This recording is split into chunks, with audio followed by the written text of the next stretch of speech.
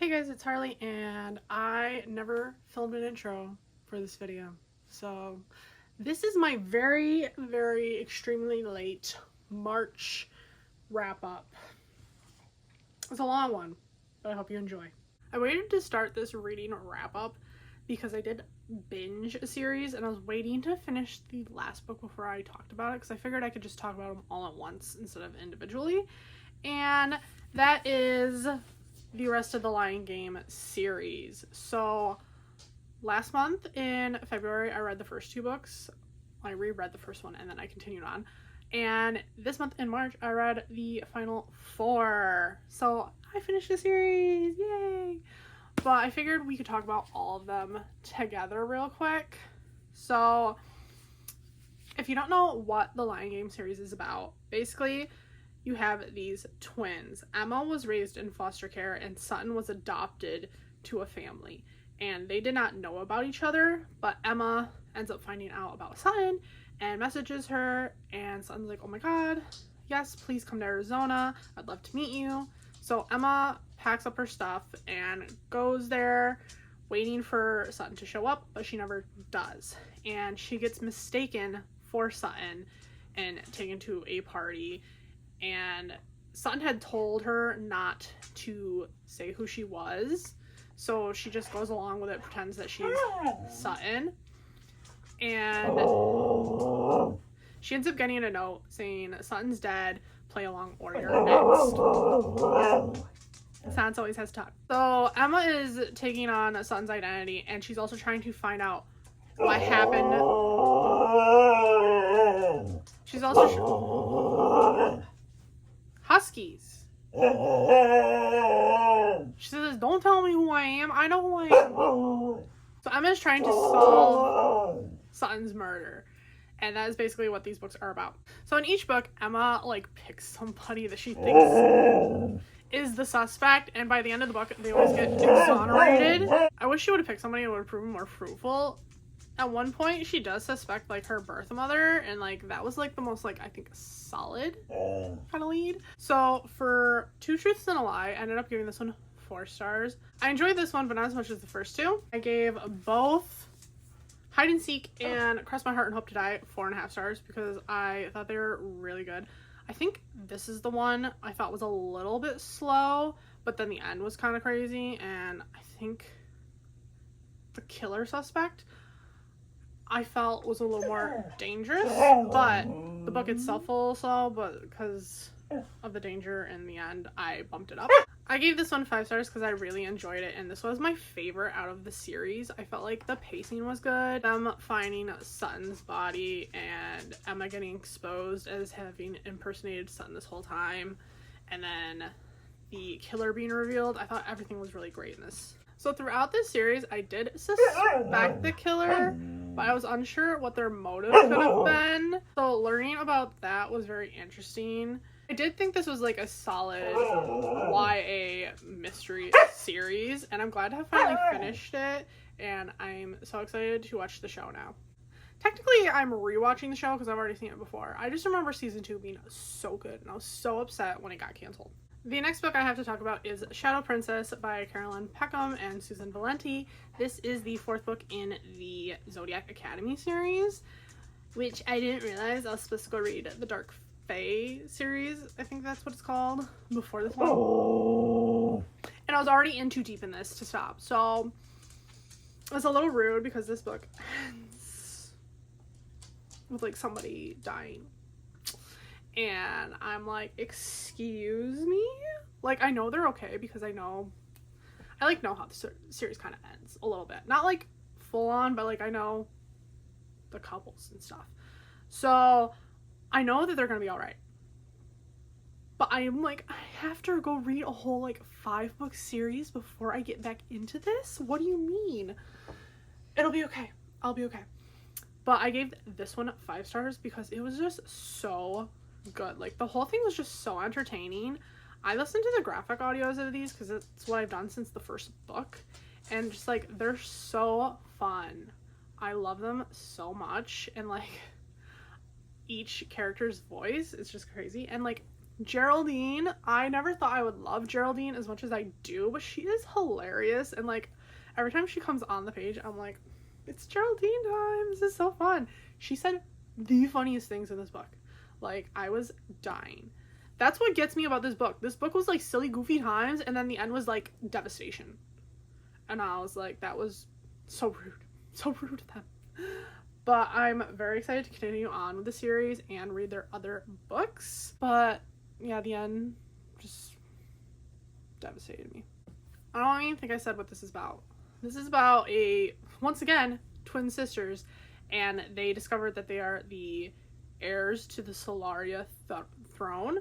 They are the long lost princesses, so they get taken to Zodiac Academy, and they must like complete their education in order to get their inheritance money, which is all they really care about. They are the rightful succession to the throne, and there's these group of heirs that were intended to take over for them because they were thought to be dead, and they don't want them to take the throne, so they're trying to like bully them out of the school.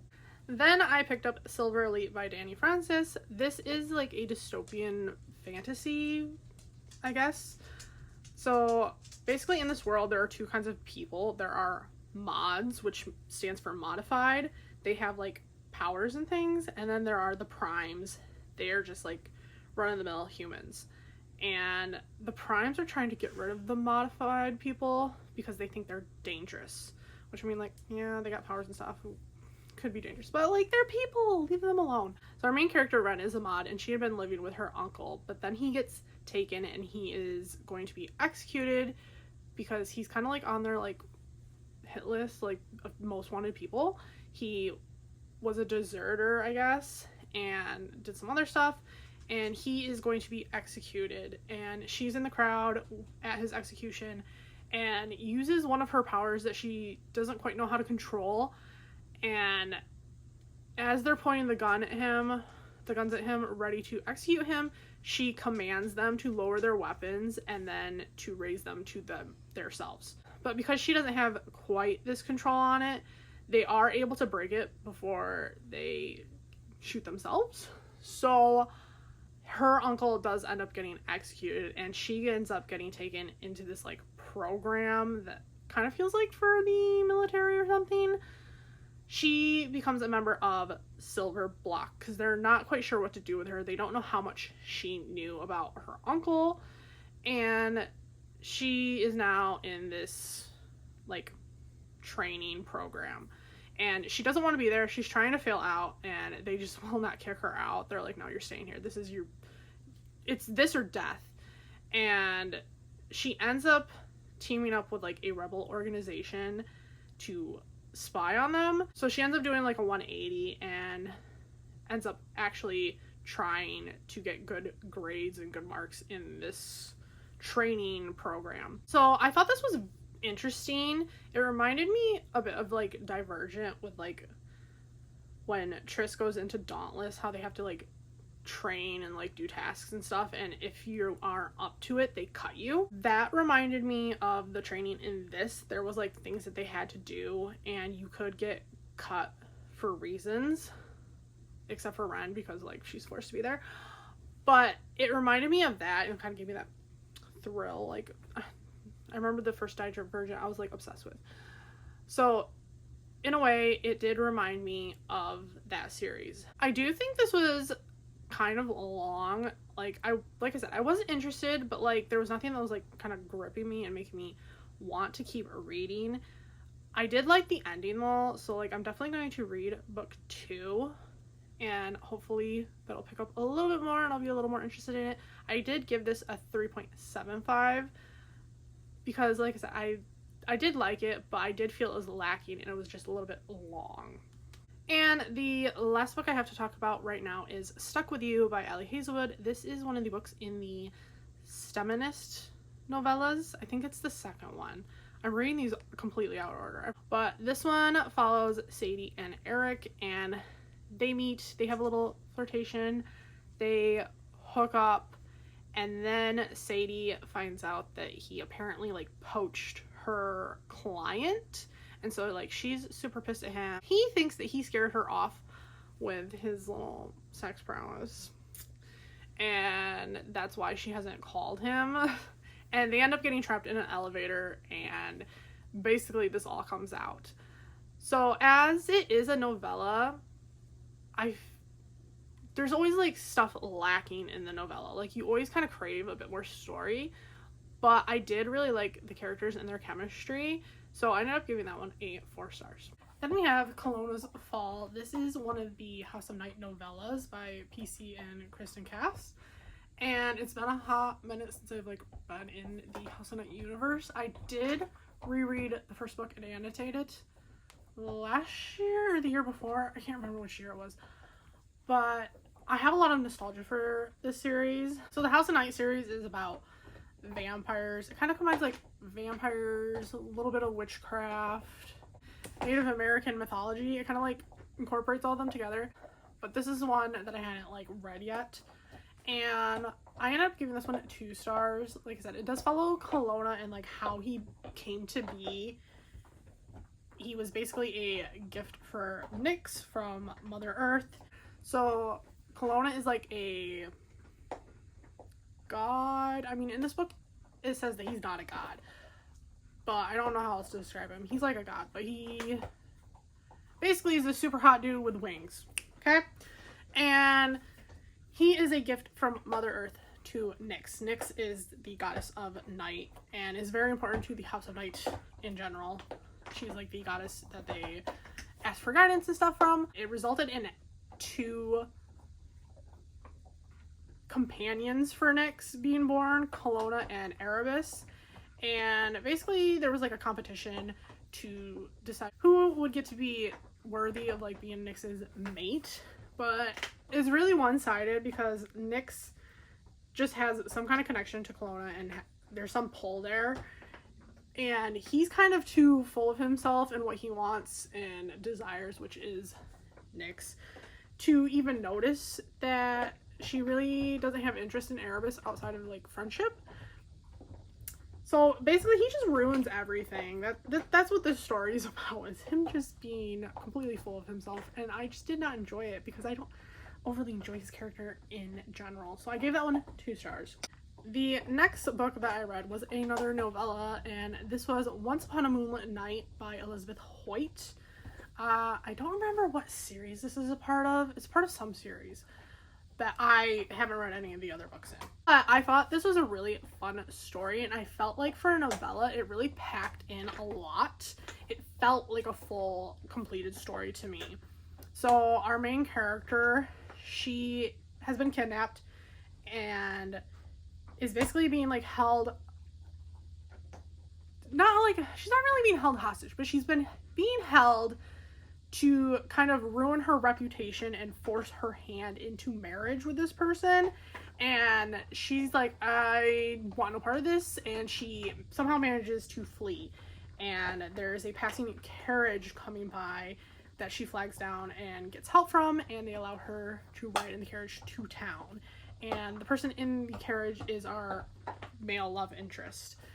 And at first he thinks that she's just like a little street worker, and he's like, I'll give you a ride to the town, and I'm gonna drop you off at the end, okay? And he basically does that, but then he ends up feeling guilty and goes back for her. And he's honestly just in time because she's about to get like attacked by like a group of guys. So he ends up sticking with her, and he gets her back to her father, but then her father's like, well, you two now are alone together. You two have to marry. And there is some other like little blackmail things going on, but I thought this was really fun, and like I said, for a novella, it really packed a lot in, and I might even check out the actual series, but I gave that one 4 stars. Then we have Inherit the Stars by Amy Ressa. This is a like sci-fi romantasy, and it's inspired by Sailor Moon, which I, as a Sailor Moon fan, like picked up on. Basically, to me, I was like, this is if Sailor Moon took place in the Silver Millennium Moon Kingdom. So we are living on different planets, and our main character, Sarah, she is living on Mars, and her mother is the healer for the Lord of Mars. Her mother ends up disappearing, and Sarah has the same abilities as her, and so they take her to be the new healer for the Lord. And it's dangerous for her because she has a secret that she is keeping, but also her healing magic, she's kind of addicted to it. So when she uses her magic, she's addicted to that rush that she gets from it. So even though she's helping people, part of her is like doing it to feel that rush. So the more she heals, the more she craves it, and she's like really struggling throughout the book. But she ends up going, and suddenly there's like a competition to become the solar sovereign of the universe or something. I'm not entirely sure of like terms, but there hasn't been a like sole ruler of the universe since the king, and he was kind of a tyrant, so that's why they've had like individual rulers, but they've decided that they need one ruler now. And the Lord of Mars is chosen as one of the participants. Basically, each of the planets has a participant, and they go off somewhere to do that. And Sarah unknowingly kind of gets pulled into it. She goes as his companion, but ends up finding herself competing. And that's about all I can say about that without like spoiling things. But I thought this was really fun, and like I said, I did pick up on the Sailor Moon vibes a lot.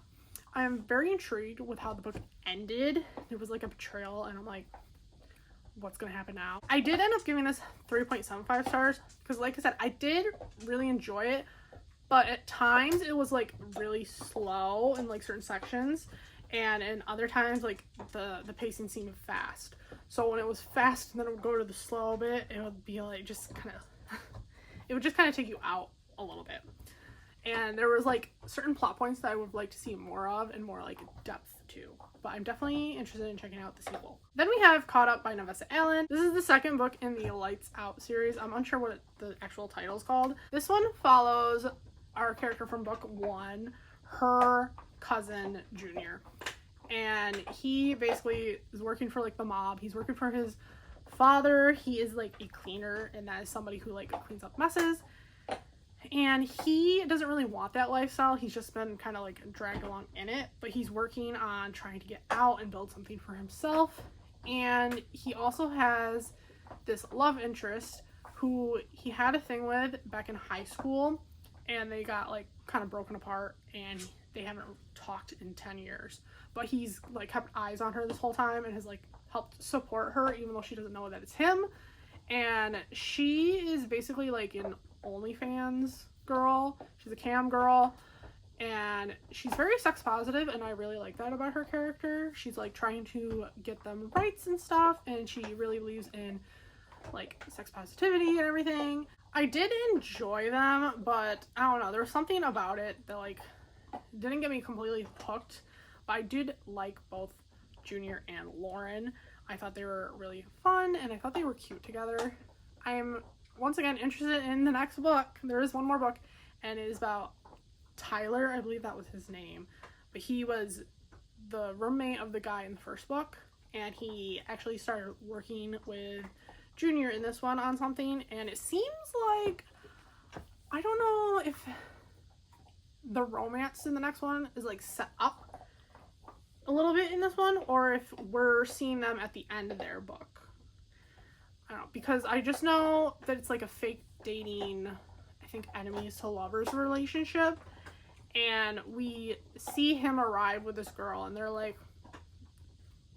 looking at them like they seem like boyfriend girlfriend, like not just fake, and they really did seem to be like in it. So I don't know if they already did their fake dating thing and this was like the end, because I do think they overlap a little bit. Yeah, I gave that one 3 stars. And then I have another novella to talk about. It is Point of Origin by Rebecca Yarros. This is one of the prequel novellas to the Legacy series, which I read the first book of this one because I believe that's all that's out besides the novellas. But I really enjoyed it. It's like about firefighter romances. And this one is about the girl in the first book her friend, and also it's like how the legacy firefighters got reestablished in this town because their parents were part of the legacy firefighter crew, and then there was like a huge fire, and I think most, if not all of them, died in it, and so they kind of like disbanded it. But now the kids are like of age to have jobs and everything. But one of the kids wants to like reestablish the legacy firefighter hotshot crew in the town, and he kind of has to jump over some hurdles to do that because, like I said, it was such a big devastation to the town and the community. If 60% of the original legacy crew, like descendants, join, then they can set up this firefighter crew, which kind of shady. What if all of them don't want to be firefighters? But they do end up managing to get it, and it gets set up in there. And I did think that part was interesting, but I wasn't obsessed with the romance, so I gave that one 3 stars. It is extremely late for me to be finishing up this March wrap up. It is May. I just really let March fall to the wayside. I managed to get April done and out of the way, but I've just never gone back to March. So we're gonna wrap that up right now because I have 4 books to talk about. So one of the books that I read in March was When the Moon Hatched by Sarah A. Parker. This is a fantasy story. I was expecting something completely different when I went into this. Sansa's walking by the camera and making it move. I was expecting like a lot more like action and stuff in this one, and it's very much like a slower based character kind of driven story. When we start our book, our main character Rave, she is an assassin and she's tasked with killing somebody, so she's pretending to be like I want to say barmaid, and she's not a barmaid, but she's like a traveling singer or something, and she is doing her job and she runs into somebody, and that comes into play later because she ends up finding herself arrested and thrown in prison, and this character that she met earlier happens to find her in the prison and helps get her out. Like, this other character knows her, but she doesn't know them, and that like leaves like a bunch of questions for you. You're like, okay, does she just look like somebody else? Is there like some reincarnation stuff going on? Because this is, like I said, this is a fantasy. Do they know her from like a different life? Do they know her and she doesn't remember? Are they mistaken? You know, you don't really know, and it takes like a long while to like start unraveling any of this, so it is like a lot slower paced. If I knew it was more slower and character driven than plot, I think I would have like initially liked this better. I did really like it. Like I said, this was just a lot slower paced than I was anticipating, but I did enjoy it, just, you know. But I ended up giving When the Moon Hatched 4 stars because I did enjoy it once I like set aside my initial expectations and realized what I was getting out of this book. And I'm very intrigued for the next one to see where things go. And there was like a reveal at the end, and I want to know more about it. But yeah, if you don't mind a like slower character based story, I would check this one out. Then I read Bride by Allie Hazelwood, and this is like a paranormal romance between a vampire and a werewolf. Main character Misery was kind of like some collateral for the vampires. So basically in this world, there's vampires, humans, and werewolves. And she was like given to the humans as like a sign of good faith, and they gave them a human child in return. And basically it's like, you know, you have to take care of this child and nothing can harm it. That is part of our like treaty or whatever. So she was raised with the humans, and because she's a vampire, they don't trust her. They weren't very like nice to her. Like, they did take care of her, but she wasn't accepted.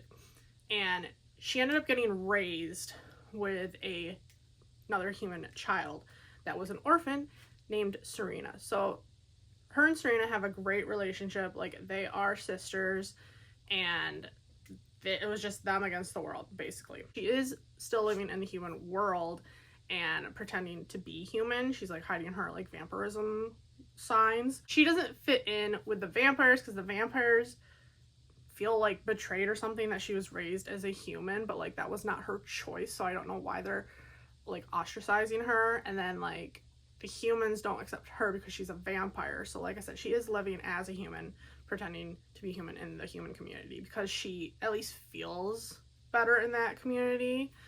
And her best friend Serena ends up going missing. Her father needs her to do a marriage of convenience with the werewolf Alpha, and if initially she's like no, like they would pay her and stuff, but she's like no, she's like I don't care about your vampire stuff.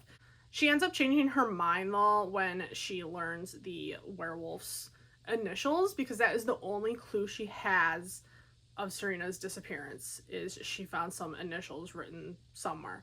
So she ends up agreeing so she can go do recon and figure out where her best friend is. So that's basically the plot of this book. Marriage of convenience, her investigating her best friend's disappearance. So she ends up going and living with the werewolves in their community, and once again, you know, like they don't trust her because she's a vampire.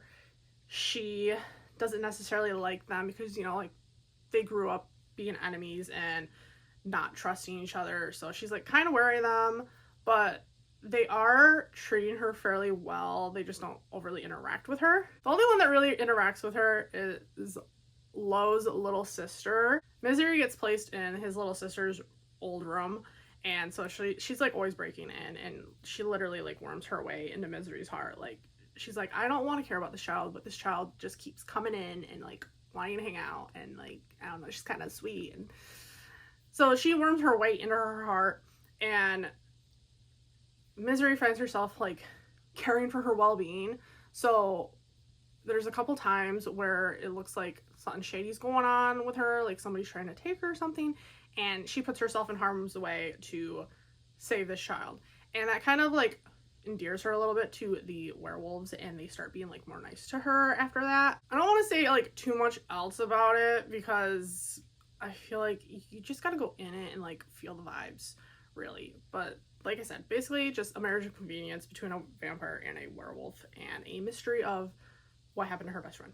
But I gave Bride 4.25 stars. I ended up really enjoying it. Like the beginning took me a little bit getting into, but I did end up liking it. I think I would have liked a little more like paranormal stuff going on, but I did enjoy it. Then I read Freeing the Wild by Paisley Hope. This was my buddy read with my friend Victoria, and it is the 4th book. Blanking on the series name, but it's the 4th book in the series. This whole series takes place at this ranch, and the first couple books are about the family that own the ranch. This one is about one of the ranch hands and one of the love interests from the 2nd book, her sister. So Hayden is like the head ranch hand on the farm, and he's kind of like serious. He kind of takes his job seriously, but he's also like looking into other. He does have a dream of like owning this like other horse ranch. He helps this lady out with her like rescue and stuff, and it's kind of like implied that eventually when she decides to retire, he will take over it. He's very like sweet that way. Like I said, he's helping out this other lady, he's helping out these horses, but like I said, he does take things seriously. Then we have Ivy's sister Cassie. She is a singer-songwriter. She wants to be more of just a songwriter, but in order to get her songs out there, she is kind of forced to perform them. So she does have like a fairly good following and is quite popular. And she came to the ranch to visit Ivy because Ivy just had a baby. She's staying just for like a little short time, crosses paths with our ranch hand, and things don't necessarily go well at first, but then they meet later that night at the bar and kind of hook up. And he has absolutely no idea that she is his boss's girl's little sister. He has no idea who she really is. He just thought she was a guest at the ranch and that she was leaving. So after they hook up, he at least wants to like take her home because he is a gentleman. But she literally leaves him at the bar and does not say goodbye and just disappears. And he's kind of pissed about that. He eventually does find out that that is Ivy's sister, and he's kind of like, oh no. Because he doesn't want anybody to know that he hooked up with the boss's girl's little sister. And we get a little bit of a flash forward. I think it's been like a couple months, maybe like 8 months or something. And Cassie's off on tour, and something traumatic ends up happening to her, so she needs like some time to like rest and recuperate. So she goes back to the ranch to stay and like figure things out. She's receiving a lot of pressure from her like manager, and he just kind of sucks, and I hated him. Being back at the ranch was really helping like ground her and like having her figure out her next move. Hayden initially kind of was giving her the cold shoulder because, one, she didn't tell him who she was when she knew that he worked at the ranch, and two, that she just left and didn't say anything, and three, she wrote a song about him. So they have a little bit of a little antagonistic relationship going on, but he does give her some slack once he realizes what she went through, and he actually really helps her like just figure things out and like take the time to get settled and just be in the moment and things. And they actually form a really nice bond. I think they're my second favorite couple out of the series. Like, I love Ginger and Cole. Their book is top tier. Love them. But this one was almost just as good, but I was not feeling the dirty talk again. That's the problem with the series, just the dirty talk in general. I did not mind it in Ginger and Cole's book. I felt like it fit their characters. So I ended up giving Free in the Wild 4 stars because, like I said, I really enjoyed their relationship, and I liked Cassie's storyline. And the last book that I read in March was Shield of Sparrows by Devney Perry. I need to get away from this plant. This came out, I believe, last year, and I just never got around to it. And my friend listened to the audiobook, and she really liked it. So I was like, I'm gonna go for it because I'm in my little fantasy mood. This is on my list of books that I needed to read this year, and I just decided, let's go for it. There are 2 different audiobooks for this. There's like the regular one, and then there's a graphic audio. I decided to go with the regular audio just because like I am just getting into this world, and with the graphic audio they do like cut some stuff out and like rearrange things a little bit. So I wanted like the full experience, and I actually really did enjoy that audiobook. I know there's a 3rd book coming out next year, so probably when that comes out, I will listen to the graphic audios because I love graphic audios so much. Like, they're so good, and I feel like they are a good way to like refresh yourself on a story. If you don't want to like miss details and stuff, you should definitely just like physically read or like listen to the original audio version because you will get a lot more out of it. But like I said, graphic audios are so good with the sound effects and the different characters, like the different character voices. They're so good. So in this book, our main character Odessa is a princess, and her sister is intended to be the sparrow for like their family. So basically there's this whole thing about being the sparrow, and you're kind of like trained to do different things. Her sister basically is being trained to spy, and you get married off to somebody else in this like area, whatever.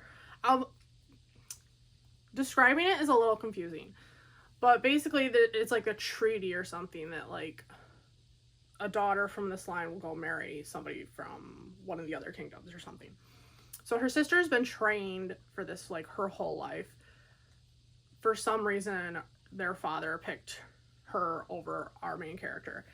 And she's kind of like, okay. She's like, I understand why my sister's chosen. She's like better at everything than me. And she's kind of a little overlooked. Also, her mother had died, so her sister has a different mother. And her mother's still around as the queen and everything. So like, you know, she's kind of like the ugly stepchild, you know. But she's not ugly, but like she's like, what is it, the redheaded stepchild? And she does have red hair, so yeah, she's like the redheaded stepchild. She's forced to dye her hair a completely different color, which seems rather important, especially with something that happens at the end. So I'm very intrigued about that. But anyways, I'm getting ahead of myself. The prince that is supposed to be marrying her sister shows up, and they haven't really, like, seen him or anything. They didn't even know he was there. It was like a delegation from his house or whatever. But then all of a sudden one of them, like, steps forward and speaks, and they're like, I'm the prince. And they're like, oh my god, I can't believe he's actually here. So they're like, okay, well, you can marry her. We'll get her ready. And he's like, no, I don't want the sister. I want Odessa. And they're all kind of shocked. They're like, what? They're like, no. No, this one's the sparrow. No, not her. No. And he's like, I'm taking her or I'm taking no one.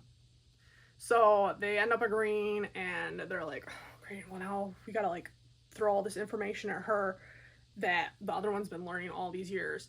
And she's sent to spy on their land, and I think that she's supposed to find a way into their, like, city. Like, no one's been able to get into their city.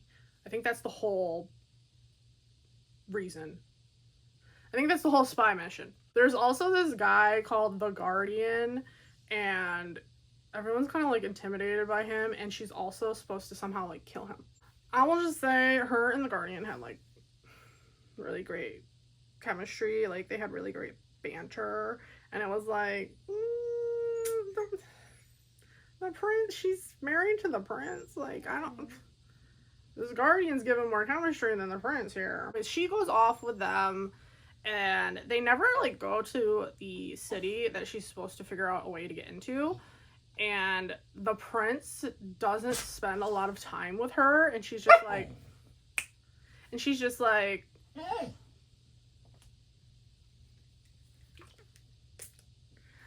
the prince doesn't spend a lot of time with her, and she's just like, what the fuck? Like, we're married. Like, am I not supposed to perform wifely duties and stuff? Like, so whenever he's around, she's trying to, like, hang out with him, and she just doesn't get real far, but she's always running into the Guardian, and they're always having, like, little fights and stuff, and it's just really amusing. There's just a lot going on in this book, and I feel like you kind of just gotta go into it.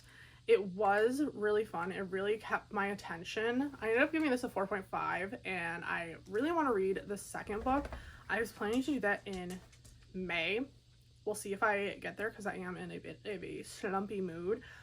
But yeah, I really enjoyed this one. I would definitely recommend it. And those are the books that I read in March. It was quite the stack, quite the physical stack. I feel like most of the books I've read have just been audio, and I haven't actually, like, owned the books. But this is a heavy boy. Oh god, I'm losing them. Ugh. March was a really good reading month for me, but I do feel like between March and April, I did suffer the slump area. Because it is now double digits in May, and I haven't even finished a single book. I've read a lot of, like, really great books this month, too. I think, like, a lot of, like, 4 or more stars. I think I had a couple 5 stars in here this month. It was a great reading month, okay? I hope you guys had a good reading month and read some good books, but I'll talk to you in the next one. Bye.